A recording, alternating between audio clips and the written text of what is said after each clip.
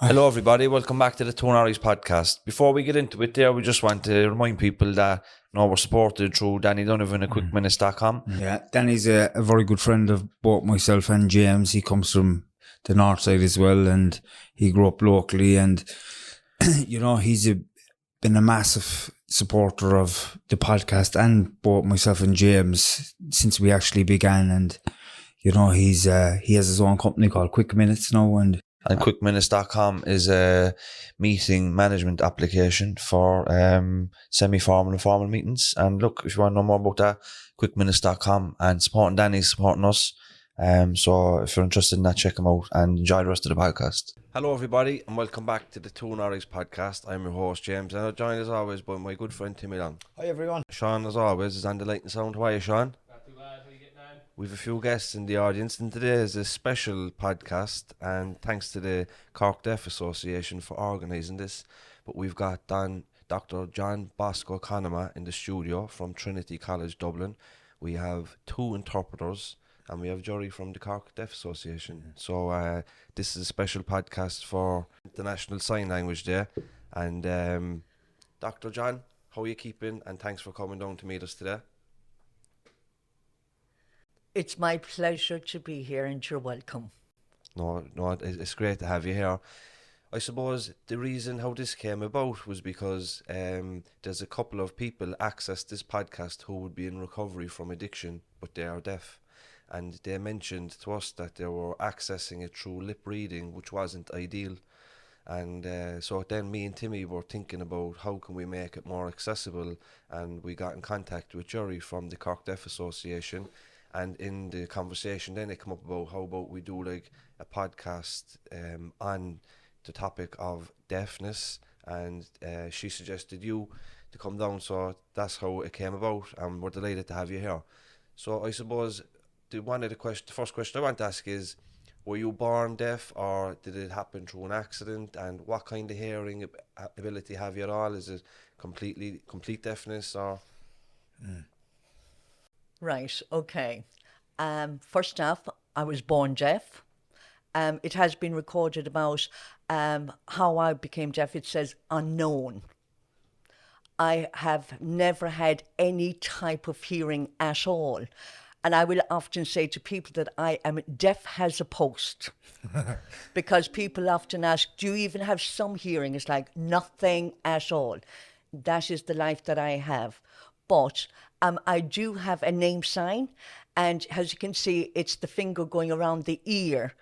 And that's the equivalent to a hearing aid sign, because when we were growing up, we would have a body-worn hearing aid, which was rather awkward because when you're out playing sports, it would fly around with you. But then it became to a behind-the-ear hearing aid. Now it's supposed to be the first boy at the deaf school to be fitted with a hearing aid. So I ended up with the hearing aid sign. So just like you're James, you're Tim, but within the deaf community, in sign language, it's dependent on your body, it's your habits, and there's different ways of giving you your own name sign. So I ended up with the hearing aid sign to represent my name. Okay. And how was school for you? Did you go like to a regular school, or was it difficult in school for you? Oh, no, that's going to be a long story. I'm going to try and abbreviate that. When I was 3.5 years old, my parents were recommended that I go to a deaf school in Dublin. And in South Dublin, there's a school called Beach Park. And then after that, then I went to St. Joseph's School for the Deaf in Cabra, which is North Dublin. So I've been educated in both schools, but the philosophy back then is what was called oralism. And this was a worldwide phenomenon. And they had the belief that you teach children to learn through speech and listening, not allowed to use sign language. And if you ended up signing, you were looked down upon. And you were, it was not the thing to do. And a lot of people to this day believe that sign language is inferior to the spoken language. And then you also have to look at the quality of the education. It was not so great. You literally were learning yourself. So it was a self-learning approach. The teachers were not qualified signers. The teachers were not encouraged to teach sign. Can you imagine going to a French-speaking school and you didn't know French and you would have to learn lip reading that way? So that's what we had to do for many years. Now, there are differences today, though, I have to say. And in the English language is very complex in that it evolves all the time. There's new words added to the dictionary all the time. Can sign language evolve the same way? Is it difficult to keep up with new words and complex terms?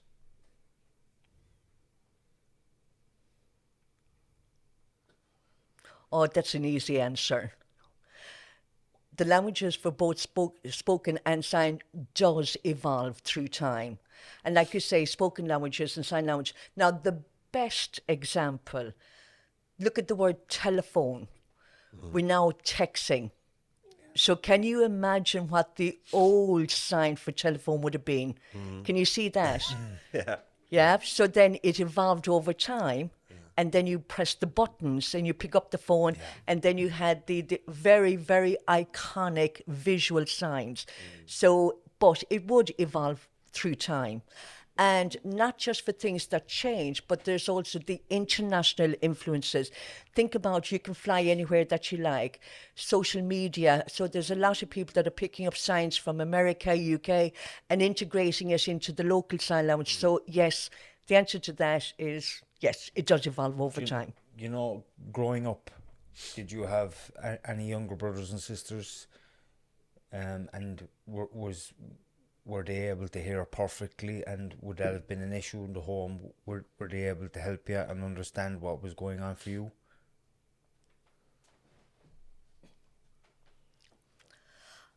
I am the 11th child in the family and the youngest. The baby. I come from the west of Ireland, Roscommon. And it was common back then to have a big family. So, and I'm the only one who is deaf in the family. There is no history in the family of deafness, and even with the future generations, there is no deafness in the family. Now, of course, my parents were advised by the professionals, quote unquote professionals, do not learn sign language. So they took that advice to heart. And that was a struggle for many years, because within the family, what we created, what were called home signs. But the home signs that I would use there, I would not use elsewhere in the community. So my parents had to come up with signs of, are you hungry? Do you want to drink? You know, they would form their own signs to communicate with me. I do have older siblings, of course, and to this day we still use those home signs. So if the interpreters came to my house, they would not understand what we are signing. But that's a habit that we've got in our own home, and we still use it to this day. All of my siblings are hearing. Like I said, there is absolutely no deafness in the family at all. So do you know the way like sign language was actively discouraged? Like, was it because it was seen as like enabling like deafness to prolong, or why was it discouraged? Why were parents taught not to sign with their children? Like, there are many reasons that could be cited. First of all, I think that there's a genuine fear that if you learn sign language, that it would affect your ability to be able to speak. And that still remains to this day. So they're saying, do not encourage sign language. But research says the opposite. Now, in the old days, sign language was seen to be unsightly, not human. And we were mocked as though we were monkeys, we were gesturing. And if you look at the Victorian times, you know, there's a certain way of speaking, there's a certain way of positioning yourself. So to sign would not be sightly looking. And there are some people that do not like sign language at all. So that was I think it's the fear that it would affect other abilities. Mm-hmm. And that's more about in the noble times, but it is misguided information. Because if children do not speak or write, they say that they can't integrate in society. But historically, deaf people do integrate in society. There's plenty of evidence to back it up. Yeah.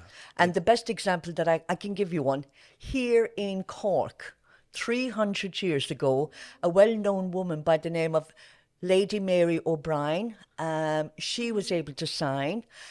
She had her own land, and there's that evidence there. That is one example, obviously from the higher class. Yeah. But the thing is that it did exist amongst all the classes.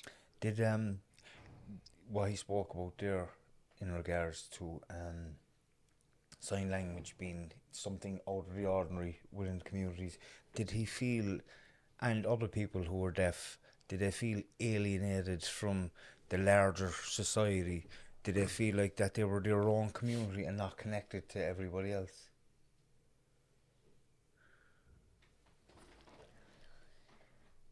Okay. If we're looking at the deaf community, the answer would be yes. Especially from the outside looking in, it's seen as a ghetto, it's seen as a closed community. In fact, it is not. Okay. It's actually a haven, because we work every day in the hearing world. Most of us will have hearing children. Most of us will have hearing parents. You cannot isolate yourself from that. Communication-wise, it can be a struggle, but we as deaf people automatically adapt into the hearing world. For example, I work in a hearing university. Obviously, everybody's hearing. I'm teaching a hearing audience. My family are hearing. Do I see myself as isolated? No. Do I see myself as different? Yes. But slowly but surely there's the recognition of difference and that it's okay to be involved. But the society at large are not ready to adapt to our needs. Yeah. So therefore they're unaware of our presence. Okay. Good point. John, if I can ask you about maybe your childhood and in particular your teenage years, where generally children or young people would start dating and stuff, or maybe like a lot of times children that are different are victims of bullying. Like, was childhood a tough time for you personally?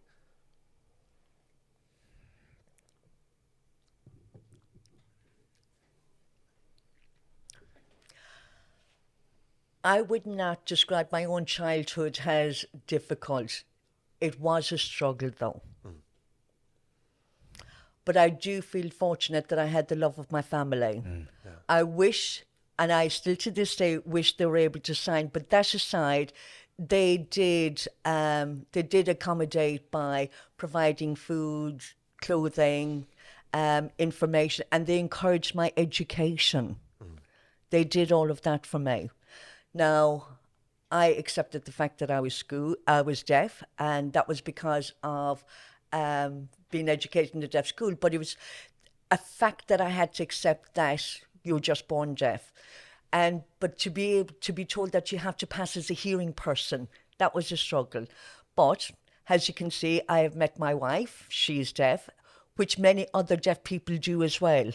And I've often looked at, did I pick her out of love or because she's deaf? Because that is a discussion that is had every day. And I think it's good to have that conversation.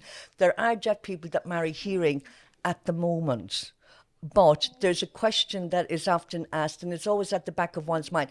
If I had married a hearing person, what would it like? Would we have ended up splitting? There's a whole load of issues around it. Now, and I'm actually interested in that area myself anyway, and I'm hoping to do some academic research about that kind of complexity of humanity. But at the moment, I am interested because there are deaf children that are now being educated in mainstream schools all over in Ireland, and they're all isolated. So what are their chances of having a relationship? How will they be able to build relationship? Because my time was very different. I went to a deaf school where there was 300 deaf boys there, and the other school that was nearby was the girls' school. Another 300 girls. We had a chance. But what about our children of today? And also that relates to mental health issues as well. And from research that's been done in the UK and the States, there are now mental health assessments being required.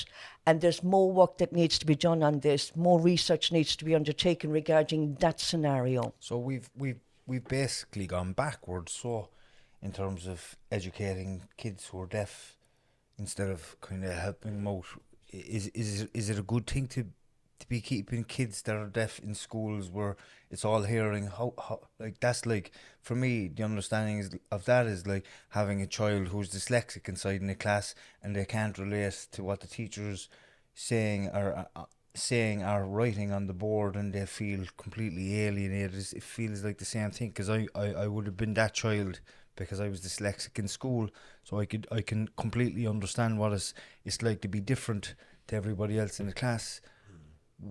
How do we change? How do we as a society change that and make it more accessible and easier for the children of today who are deaf?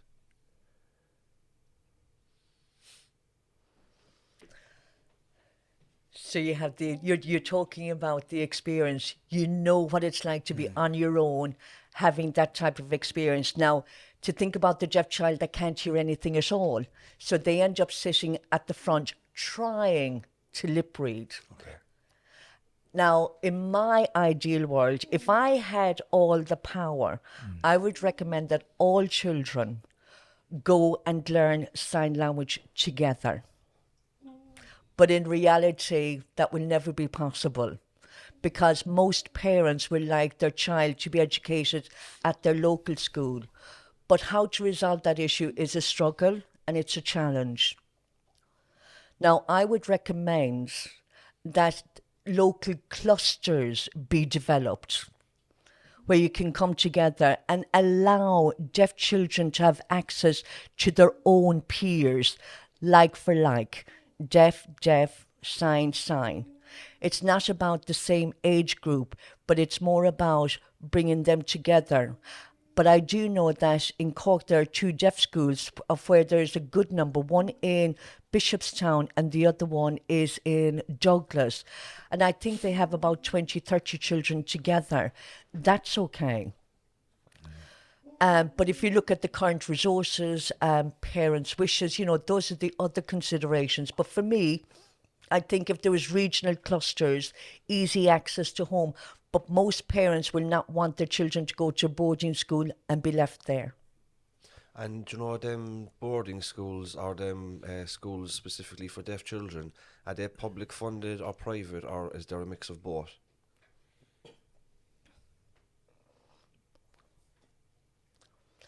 At the moment, publicly funded, as far as I'm aware. Now, you talk about special schools. You mentioned the word special schools. For me, there is absolutely nothing special about those schools. I would prefer it to be said schools for the deaf. Yeah. But within the Department of Education, special has an inferior. They're like the special schools as the poor relations. Yeah. Do you know what I mean? Yeah. I understand that. But as far as I'm aware, public funded, but fundraising for school trips, lighting, those kind of extras would be fundraised for. But publicly funded and a small amount of fundraising. But I stand to be corrected on that. Yeah, I think it might have been lost in translation there, because I said specific schools for deaf, not special. And another thing, like when you were in deaf school as a child, and then you went into university, and we know on the different universities there's access teams and disability services and stuff like that.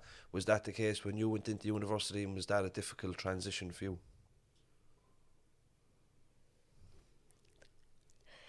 Today is better resourced, but in my time it was completely different.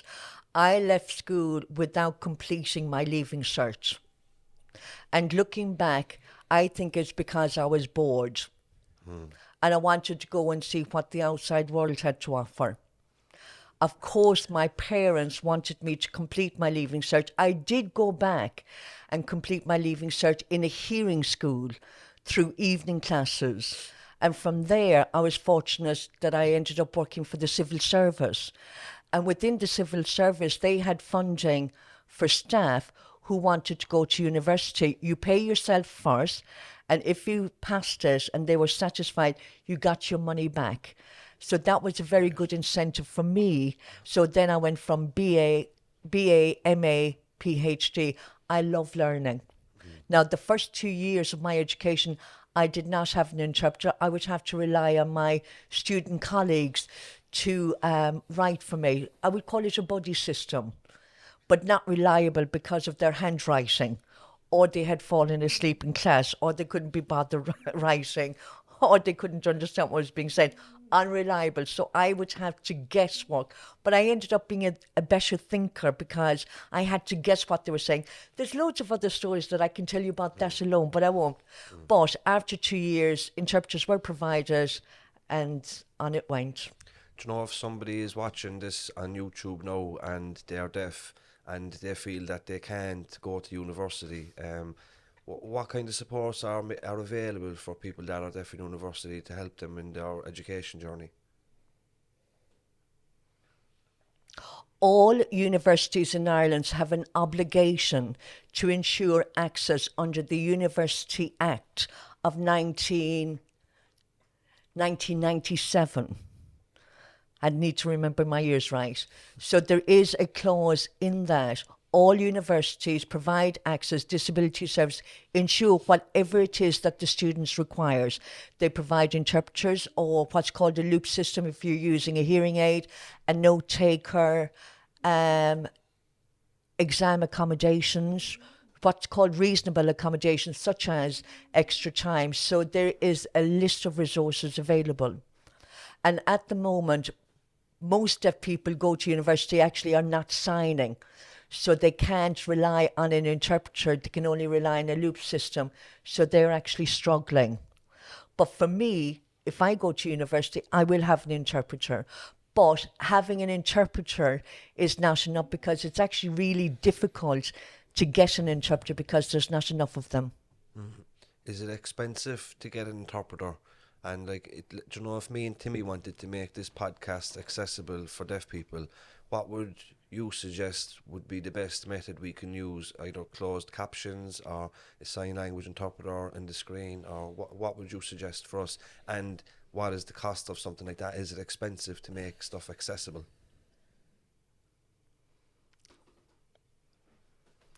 Okay, there's a lot of you've asked a lot of questions, so a lot of answers. Okay. The provision of a sign language interpreter can be perceived as expensive, but within the university they've got a European fund called the ESF, the European Social Fund, that covers that. But if you've got small businesses like yourself, a small private business. Now, I remember when I was involved in the ISL campaign, we wanted small businesses to provide funding, and I think the card number was, we have what's called the voucher system within the ISL Act. But before it became an act, the idea of the voucher scheme came from Finland, that every deaf person who uses sign language, I can't remember how many hours, let's say 100 hours, free voucher, funded by the state. So a deaf person can go anywhere they want. They can go to a flower show, anywhere that they themselves wanted to go and do. They would pay for the interpreter. So if the two of you invited me to come here, I could use my own voucher to cover that. But if you want to provide an interpreter on the regular basis, that becomes difficult. Like, how do you manage to do that? And you do require a grant to support you in that initiative. In terms of accessibility, I did say that there's the voice recognition subtitling that you can use, but you would have to edit that yourself because it's dependent on accent, tone, spelling. So there's a little bit more work required. And then also to add an audio descriptor for those who are blind that want to listen in. But they are easy, they are quick solutions. Is there, going forward, for people that are deaf, you know, with technology really getting advanced at the moment, and we're moving into areas that we never thought we would around technology, is there something down the line that John believes may help people to hear or understand what people are saying down the line? Are we moving in that direction?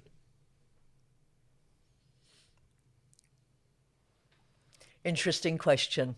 And it's a question that is asked every day and it's talked about every day. Absolutely no doubt about it. Technology, because if you look at subtitles on the movies, there's no access to TV in the past. But you do now with captioning. There's also research that's been done on avatar type sign language.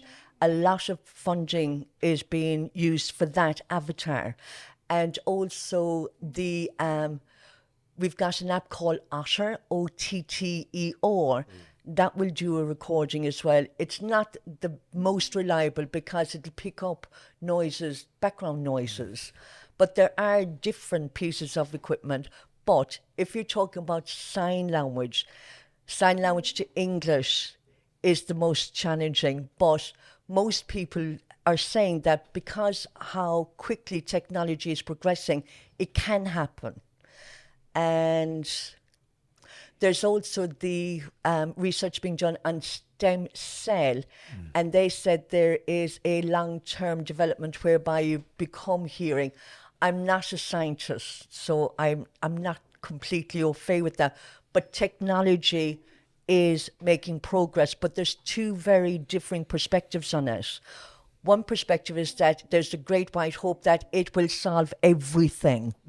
The other side of it is saying there are limitations, more work to be done. Yeah. Is the increase in use in technology like social media, does that benefit the deaf community where people communicate more now through text, emojis and pictures? Is that welcome from the deaf community? Is it useful?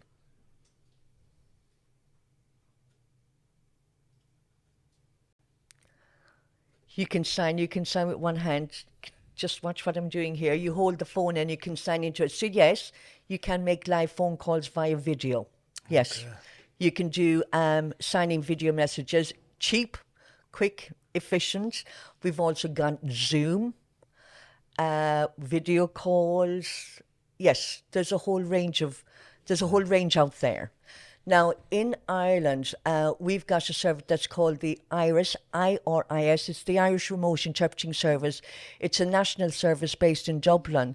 It is great for people that want to make a video call. So let's take, for example, I'm making a phone call because I want to order pizza. I want to call the doctor. I can go through this remote interpreting service. But the big drawback is that you have to make an appointment first. You have to make an appointment. And it's a bit of a pain because I want to be able to make a phone call on demand. In America, there's an on-demand service. And I remember in America renting a car. The car was not delivered. So I used this on-demand interpreting service. And I said, where's the car? And lo and behold, the car arrives. So I want that type of service here in Ireland, but I think Ireland is not ready for it. Now, recently there was a pilot done recently on an on-demand, became very popular. It was a trial for 6 months and then it was put on hold because they're saying it needs to be evaluated. But that type of service would need to be funded by the state. So if the state wants us to integrate in society, they have to support that. Now, in America, if I remember rightly, 0.01% of all telephone companies' profit goes into the on-demand service. So that's how it became successful in America. And I would like that kind of model to be introduced here in Ireland. Is there like, from listening there, I was just thinking to myself how difficult it must be for somebody who's deaf.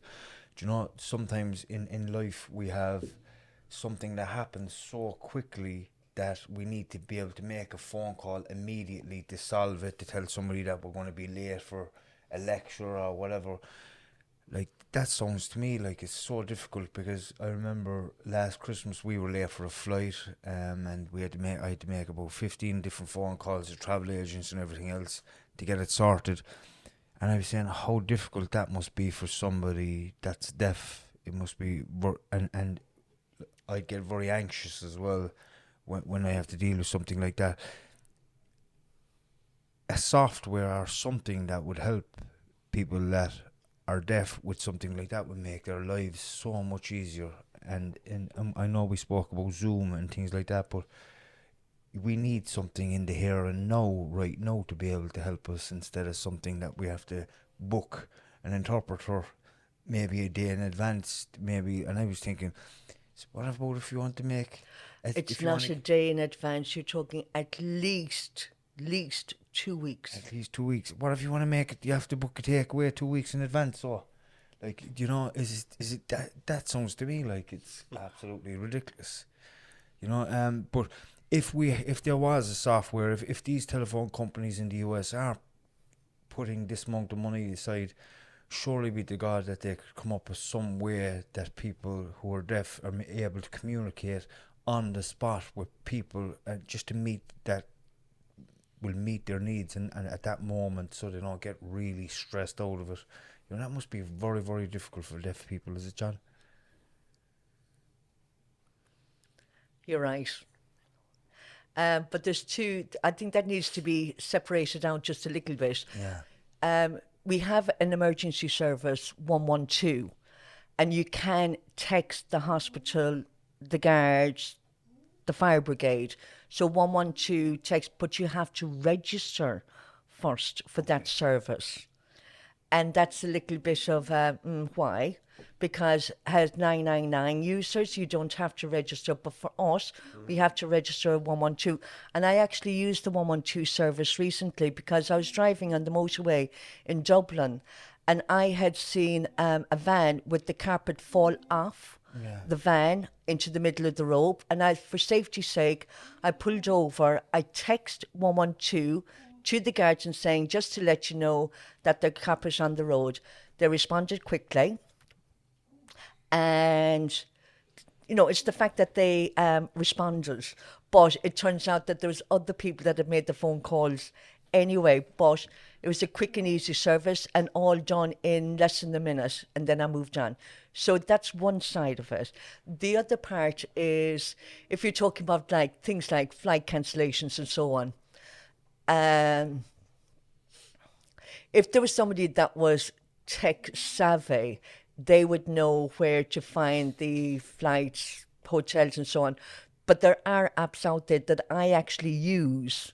Of course, there is cost to it. And if you talk about you feeling somewhat anxious, or if you're not tech savvy, you can imagine how difficult it is. So, talking about apps, what are some of those apps, just in case some of the deaf people are watching this at the moment and they're not familiar with some of the apps? Do you have any offhand that you could tell us about? I'm going to end up promoting their businesses, so I might ask for a commission then. We might get sponsorship. Right, okay. When it comes to my international travelling, it's booking.com. Okay. Now, in the old days, I would have to ask my family and friends, would you mind booking a room for me? Can you imagine all of that conversation to be had? Now I can do it myself, log into booking.com, choose what I want, and pay for it. There's also the taxi app, which is great. You know, you pay for that in advance. The list goes on. Yeah, fair play. And for those that are tech savvy, they are the ones that are okay. But if you're looking at those who are elderly that would not be au fait with technology, it would continue to be a struggle. Now, I mentioned the IRIS service, IRIS. A lot of people are dependent on that particular service. Other people are not bothered. They don't want that type of service. So it's recognising that there are different groupings within the community anyway. Everyone's going to be different. Yeah. So John is the director of the Centre for Deaf Studies in Trinity College Dublin. Did you set up that? Is that a degree course or a postgraduate course? Is it only for deaf people, or do non-deaf people attend the course as well? And is there a deaf society in Trinity College Dublin, and do other universities have similar supports and services? Okay. Now, Before before the TCD, I was in the Irish Deaf Society, and we had set up a working group to campaign for a Centre for Deaf Studies to be set up in Trinity College, Dublin. But we had a relationship with them anyway, because we were, for 20 years prior, we were doing sign language courses and we were doing deaf awareness training, but we asked for a permanent centre for sign language studies, research and sign language interpreting. That was back in 1999. We received funding and then was formally established in 2001. But the idea of a centre came from England, University of Bristol, Centre for Deaf Studies. That has since closed down for different reasons, but we have still survived. And what we do is we provide an undergraduate degree in deaf studies that is open to all, be you hearing or deaf. So if you want to become an interpreter, teach sign language, or just general deaf studies, that is available to all. But we are restricted to 20 places a year, so it's a small number. 15 come through the CAO system, and 5 come through has mature adults, disability. So there's 5 allocators, and we only have 6 staff, 2 part-time, 4 full-time. We would like to be able to expand. There is pressure on us to increase the number of students, but we can't because there's only 6 staff. Because most of the applicants that come on the courses do not have sign language, so we have to train them into an introduction of sign language and then go on to interpreter training. That is a lot of work for them. It's a lot of work for us. But in an ideal world, that they would have a higher standards leaving certificate, just like we would have Irish, English, H4, H3. We want to have that. But unfortunately, Irish Sign Language is not a Leaving Cert subject. We have it in the Leaving Cert applied, but the university does not recognise the LCA. But we are working on it. We're still hoping, we're still campaigning. But we also offer postgraduate for MA, MPhil and PhD. And I'm a supervisor of 2 PhD students that are hearing. One is soon to finish, the other has got some time to go. The first one is looking at deaf people in prisons during the 19th century. Really fascinating research, and his name is Cormac Leonard. He's soon to complete his PhD, and he was interested in this because we know a lot about deaf people in prison in the 19th century. Yeah. And prisons kept records of deaf people, of their special needs or whatever. What did they eat today? What was their behaviour like? What was their colour hair, their health? All of that is documented in the prison system. So we know more about deaf people in the 19th century in comparison to today, which is rather a strange world, isn't it? Makes for very interesting reading. There, you could read about the attitude towards people at that time. The other one is due to start, and that is in relation to deaf education. No, it's not. Deaf employment, the employment of deaf people. Do you know, for people that are deaf, you know, say for someone who's dyslexic and their comprehension is not great, so they'd be much more visual. So for deaf people, where do their strengths lie outside? If they're hearing, where do they work harder with? If their hearing isn't, like, if they can't hear, basically.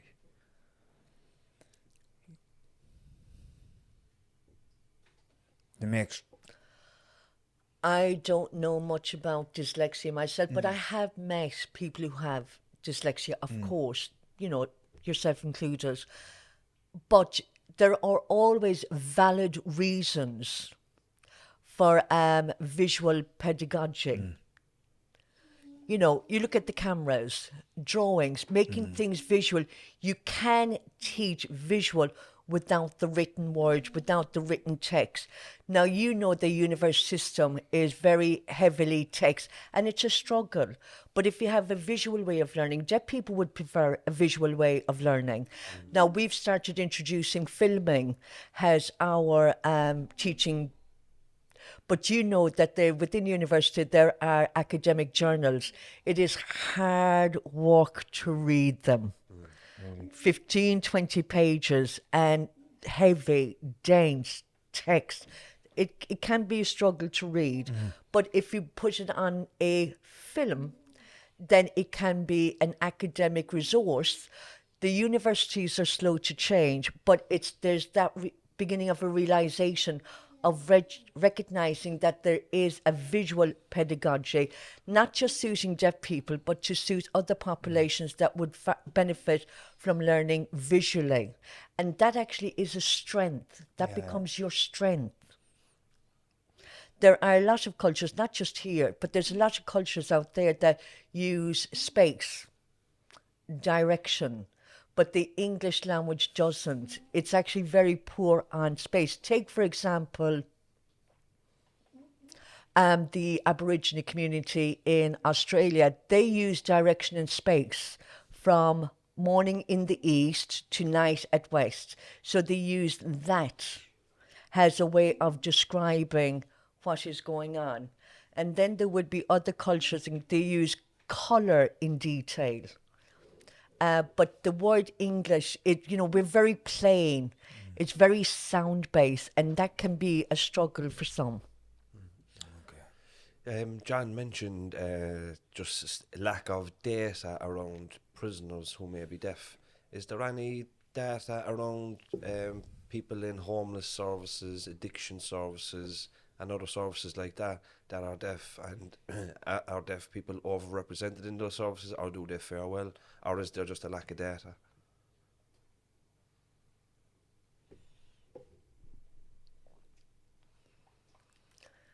I am going to assume that there are deaf people out there using their addiction services, but we don't know how many. At the moment, there's research into the Centre for Deaf Studies, and it's called Justice Science 2 project. It's an EU-funded project with several universities around Europe, but this time around they're focusing on domestic violence. So there's a lot of data there about poor access to services and so on. Now, I'm sure that there is, but there's no research that's been done. They're bound to be there. There is information out there, but it's only those social workers, interpreters themselves that would know. But for the outside world, we wouldn't know.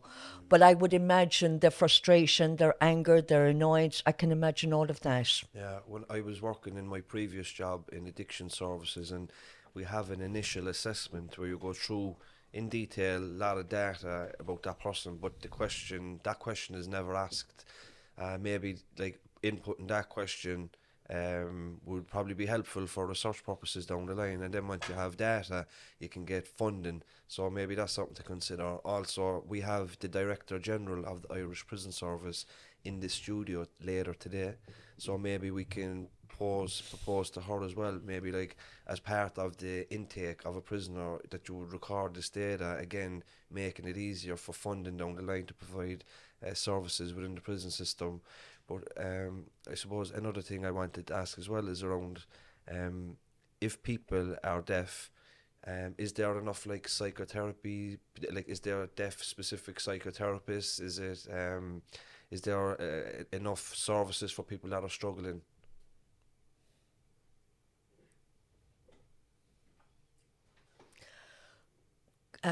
Going back and talking about the prisons, I do know of deaf people that have gone to prison because the Irish Deaf Society has provided literacy support, and the National Chaplaincy for Deaf People have provided pastoral care. I know of those two elements. Now, how effective they are, I don't know. I don't know if it actually resolved the issue of frustration. So that's the limit of my knowledge. But looking at the mental health services here in Ireland, the HSE have set up a new unit based in Dublin, focusing on those who are deaf and hard of hearing that require mental health treatment. However, culturally, do they have that awareness, that competency, the sign language capacity? I don't think so. The services, I have to say, are quote unquote crap. Because when I compare services here to the UK, and others, I think there are 3-4 specialist services in the UK whereby they have a deaf psychologist, competent sign language users that they can communicate directly with. They have deaf nurses. They can be found in other parts of the UK, but not in Ireland. I think we are so many years behind the UK, and the UK are not satisfied with their existing level of service. So you can imagine how bad the services are here. We already know how bad it is for the general public, but can you imagine what it's like for a group like ours, our community? Can you imagine what that's like? Now, we need staff that are competent sign-out users so that they can communicate directly rather than through an interpreter. And you know yourself, it's a lot easier when you've got direct communication. You're looking at the person in the eye and you can get what needs to be done. Yeah. There's somebody accesses this podcast, and he sent us an email recently, and he goes to an addiction treatment day service, but he can't attend the groups which are integral really to general addiction treatment. So he accesses our podcast and like self-help meetings like Alcoholics Anonymous, Narcotics Anonymous, the usual supports. He can't attend them. He doesn't get, because he can't hear what's being said. So he accesses our podcast in lieu of those traditional supports. But he's lip reading and it's not ideal, and sometimes stuff might be in the context, or maybe the camera switches maybe a couple of seconds late and he doesn't get the full sentence. So like, it got me thinking then, like, how many other people who are deaf are out there and they are blocked from accessing services and they might be struggling in silence, you know. So like, I don't know, is there anything we can do? Maybe we can apply for a grant funding, like what, and in terms of like the services being far superior in the UK, is there a minister in the UK that drives it? Have we anybody in Ireland in public office? Have we ever had a deaf person in public office? Would you ever consider running a public office, or would it be we know it would be difficult for somebody who is deaf, but would it be too difficult? Would it be like inaccessible?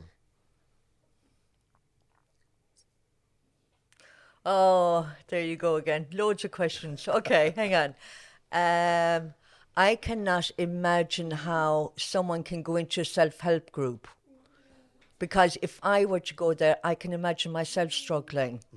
I do know of some that have actually flown to the UK for that type of service at their own cost or at the HSE cost. I do not know that kind of detail.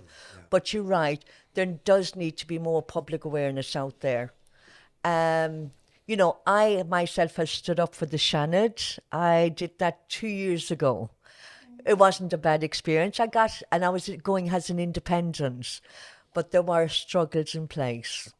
I'm not a member of any political party. That's extremely difficult because you know that the voting's already decided beforehand. So I was going to the smaller groups who are independent, but not enough for to go into the Seanad. Now in Cork, you've got a deaf man by the name of Graham O'Shea. He went for the local county council again as an independent. He did face barriers and the political party. So if you want to go into a political party, you know that there's a hierarchy there, don't you? If you're going to progress through the party. Now, you can, but you can have political successes without being in a political party. You can lobby. Like, take for example, we set up the Centre for Deaf Studies. We set up the Irish Sign Lounge Bill, but we did that with Senator Mark Daly, with him leading it. So, you know, you can achieve outside of the political system, and those are some of the examples that I refer to. But if you were to get a deaf person into the political system, then they would have to represent people of differing needs, not just deafness alone. Yeah, I think that's actually a great point. Like, there's so many different areas. You've people who are deaf, blind. You've people who have different other learning differences as well. So, traveller communities. You have people living in areas of poverty and criminality. You know, I think there's always room for somebody to stand up and back up for all these different people within our societies, because there's probably not enough. You know, I think there's not enough, and I think all of these different groups of people have something in common. You know, they're outside of the norm within our society today, and I think it'd be a great idea down the line to have somebody in government who is deaf. You know, they stand up for everybody else, and it's not just about standing up for deaf people. It's about standing up for people who are blind. You know, people who have different disabilities. You know, physical disabilities, people who have intellectual disabilities. You know, so I think it's a great. It'll be a great idea, and I'm just planting the seed now. Actually, for you, John. But I think the difficulty then is like because politics is local, and in your constituency you might have only a tiny few of people who are deaf. So like the Shannon is probably the way to go, where it's not like specific to a constituency, you know. And maybe if you run again, we might help you with the promotion and the profile of it. So we'd love to see you succeed in that. But we're coming up to Sign Language Day, which is on the 14th of December. Have you any message for people who are deaf that are watching this podcast that may be struggling with their mental health or maybe struggling with confidence around employment, education, and have you any kind of words of wisdom or encouragement for them going into the holiday season?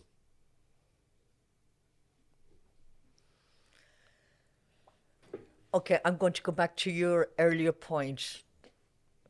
Timmy. 3 things come to mind. The first thing is that Ireland has ratified the UN CRPD, Article 4. It's the best hope for people with disabilities. Article 4 states that any policy, any new ideas that affect people with disabilities, the state must have meaningful conversations with disability-led organisations. Not professional groups, not parents, it's themselves. Of course they would be included in the system, but the priority is that it goes to people with disability first. So Article 4, it's there. It's not really, the government are still struggling with that kind of idea, but that is our best hope for any type of change to policies. And hopefully it will be fully implemented, but I'm somewhat cynical that would the government be willing to do that in spirit? That's my first hope. The second is, in the UK, they have a grant by the state that any person with a disability, including deaf, they can stand to politics by bringing in an interpreter, go door to door. Do you know the canvassing? But in the Senate, I was actually reliant on goodwill. 1 and 2 interpreters willing to do it voluntary. That's not the way to do it. But in the UK, they've got that grant scheme available. Okay. So that was the second thing. I think I've covered the answers to the questions that you were. I think. Yeah. Now going back to the other ones, the 14th. We are marking the 14th of December to remember it as our National Irish Sign Language Day, because this is going to be our 5th anniversary of the Irish Sign Language Act. Compared to 10 years ago, I think more people are interested in learning sign language. They're more confident in signing out in public. So there are positives coming out of it, but there are many areas of neglect. Addiction services, mental health services, they're screaming for help, and it's easier to forget about them because they're vulnerable. There needs to be future consideration to focus on them. Now, I, as a deaf person, I think you need to have your own basic identity as early as you can. Tell the child, you are deaf, you're fine. You can learn sign language. Because when I was growing up, I was never told that there was nothing wrong with being deaf. All I got was, oh, poor you. Oh, what a pity. Can you imagine what it's like to grow up with that and what you think? And then my parents were worried about my future. What am I going to be able to do? So you can imagine how that affects people's confidence and their mental health. We need to have it said positively, you're deaf and you can do. So the 14th of December message, it's that it is fine to be deaf. It is fine to use sign language. You can progress. You can. So can I tell you, can I tell you a little bit of a personal story about my two aunties? Yeah, we'd love to hear it. It's one of my favourite stories. When my parents passed away, I felt obligated to visit the aunties and the uncles and the whole lot of them. But there's two aunties that I went to visit on the same day. They come from my mother's side of the family. Both of them are elderly. They've now since passed as well. But this was in the late 80s. Now, the both of them have the same cultural background, same small town, had a business. You know, they were very similar from what I could see. And I was saying to my wife, Audrey, I feel obligated. I need to go and visit them. So I went to visit the first auntie. And she was somewhat surprised to see me. So, you know, there was the usual tea and asking how I was getting on. I was telling her what I was doing. She goes, oh, wow, you are successful, aren't you? Now, if you had been born hearing, you would have been more successful. I was like, well, what can I be more successful than what I am now? Yeah, so I let her at it. You're not going to argue with an old auntie. On the same day, I went to see the second auntie. Same question asked, how are you getting on? I said, if you were born hearing, you would not have been successful. Yeah, it's like the glass. And that created a memory of me, and that sums up society at large, just by the two of them. The first auntie representing the majority, the second auntie representing the smaller population. When I had said to the second, like, how could you decide such a thing? She goes, oh, I'm just looking at your own peer groups within my home. They all emigrated, became tradespeople. None of them went to university. And I went, okay, I can go with that one. But just bringing it back to something he said there a while ago around his parents, I thought it was very important. You know, growing up, his parents were a little bit worried about him. As time went on, then, and his parents started to see how well he was doing academically and going on, I don't know, did they see him accomplishing his PhD? But how did they feel in the end, when just before they died, of all John's work and what he's actually doing in Trinity at the moment? Were they very proud of him? My parents saw me achieve as far as the BA because they passed away, but they had known that I was starting my MA. Okay. So I can imagine they would have said, oh, wow, he could do it. My mother was happy that I got my leaving cert and that I had a safe job in the civil service. She was actually very content with that, but not realising that I could actually progress further than that. But yeah, I know that she was happy, and I know that if she were alive, she would be proud. Yeah. And when did you yourself